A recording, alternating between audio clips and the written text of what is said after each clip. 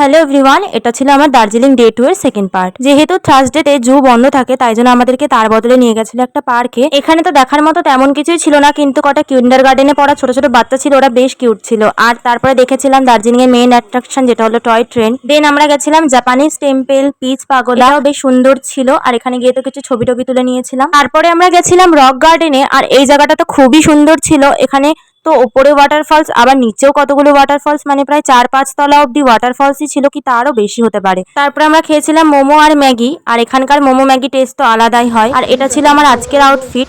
আর তারপর এখান থেকে চলে যাওয়ার সময় ড্রাইভার আমাদেরকে একটা সুন্দর জায়গায় দাঁড় করেছিল। এখান থেকে ভিউটা তো জাস্ট অসাধারণ ছিল, এত হাওয়া চলছিল, আর এখানকার ওয়েদারটা তো দারুণই ছিল। তারপরে আমরা গেছিলাম দার্জিলিং ম্যালে, আর এখানে গিয়ে তো ফার্স্ট টাইম অর্কিড ফুল দেখলাম। আর এই জায়গাটা এতটাই পপুলার, তোমরা তো সবাই জানো, এখানে কিন্তু ফটো তোলার জন্য লম্বা লাইন দিতে হয়েছিল। তারপরে আমরা রুমে চলে গেছিলাম, আর আজকে আমাদের ডিনারে দিয়েছিল বিরিয়ানি আর তার সাথে রায়তা।